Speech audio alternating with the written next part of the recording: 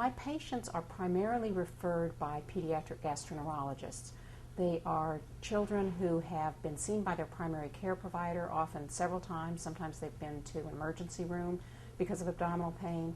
They go into our GI clinic and they're evaluated for abdominal pain. Many of them have functional gastrointestinal disorders, irritable bowel syndrome, or functional pain where they can't find a problem that they can treat medically with a pill or surgically. And they're referred to me for assistance in coping with the pain and any other issues that might be going on. Some of them actually are patients where there is disease found, inflammatory bowel disease, for example, and they are children who are having trouble coping with the pain or with going to school or with peers or whatever. So I get both kinds. Primarily, though, it would be the kids with functional pain. I always start with a parent and with the patient. And I start with, usually there's only one parent there, but sometimes both parents come. Sometimes there's actually a sibling. So I start with whoever is there in the consultation room. And I talk to the various family members about what they think is going on or what their concerns are.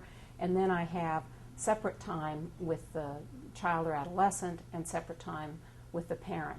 And based on the age of the child and what I find out is going on, my subsequent sessions might be exclusively with the family or exclusively with the child. Typically, I'll bring the family in again, at least briefly, at each session. I'll have some contact.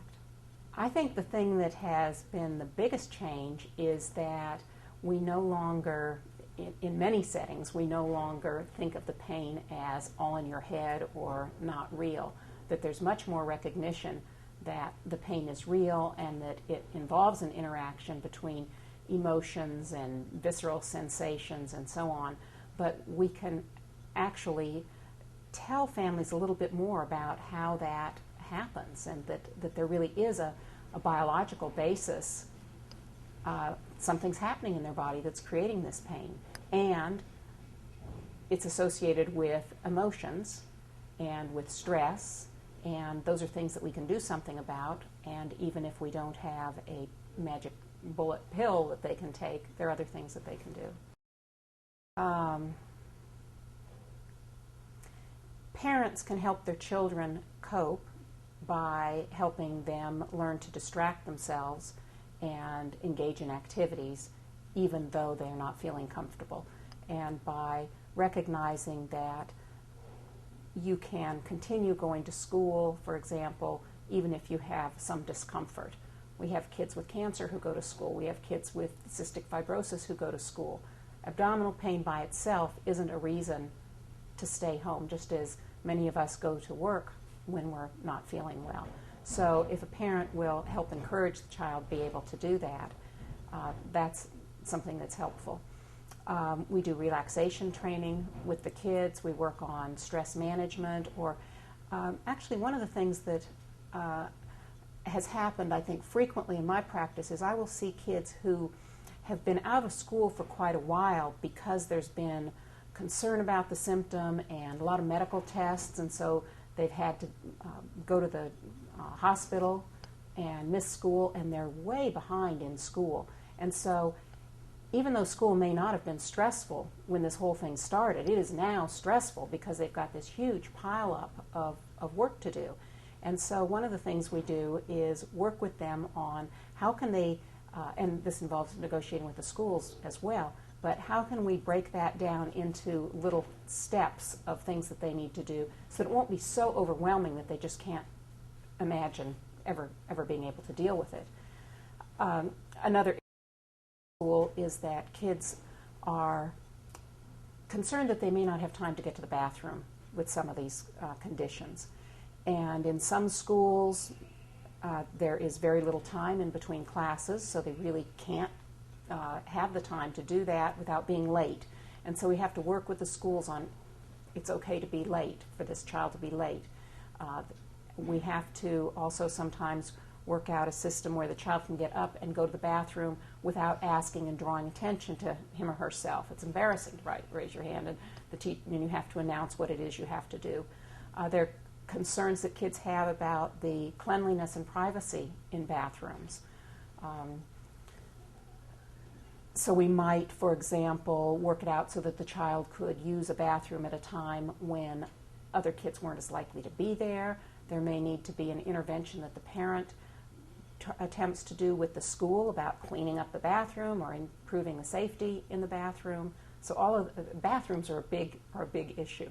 Now there can also be more of a phobic situation with the child, where the child is afraid to go to bathrooms outside of his own home, no matter whether they're clean or safe or whatever. That there's only 1 or 2 bathrooms in the world that the child will use, one at home and grandmother's.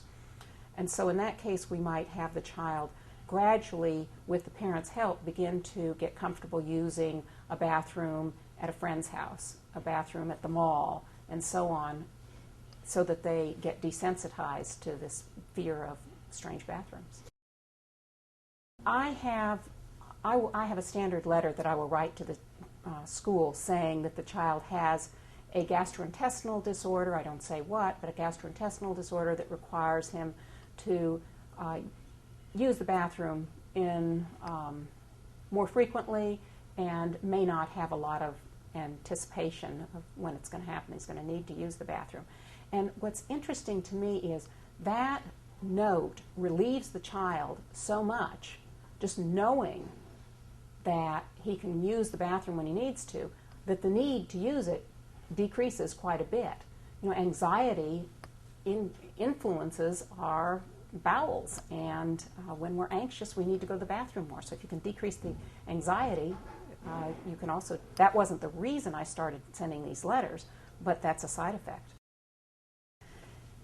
The kids who've missed school a lot have sometimes had the experience that people make comments like, oh, you're just trying to get out of school, you're faking it, that sort of thing.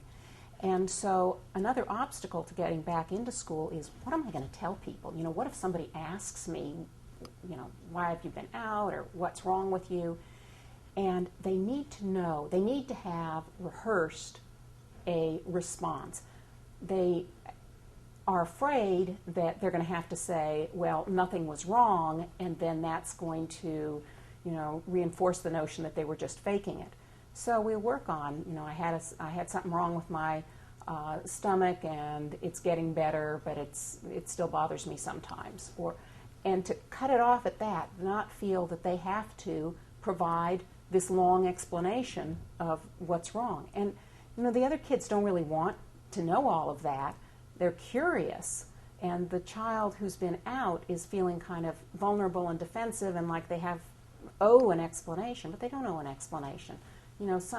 Something just to satisfy the other child's curiosity.